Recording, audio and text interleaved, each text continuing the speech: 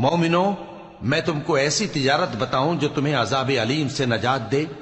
وہ یہ کہ اللہ پر اور اس کے رسول صلی اللہ علیہ وآلہ وسلم پر ایمان لاؤ اور اللہ کی راہ میں اپنے مال اور جان سے جہاد کرو۔ اگر سمجھو تو یہ تمہارے حق میں بہتر ہے۔ وہ تمہارے گناہ بخش دے گا اور تم کو جنت کے باغوں میں جن کے نیچے نہریں بہ رہی ہیں اور پاکیزہ مکانات میں جو ہمیشہ کی بہشت میں ہیں داخل کرے گا۔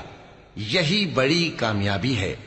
اور ایک اور چیز جس کو تم بہت چاہتے ہو، یعنی تمہیں اللہ کی طرف سے غلبہ نصیب ہوگا اور فتح عنقریب ہوگی، اور مومنوں کو اس کی خوشخبری سنا دو۔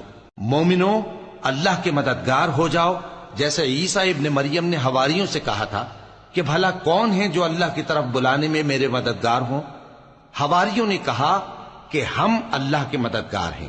سو بنی اسرائیل میں سے ایک گروہ تو ایمان لے آیا،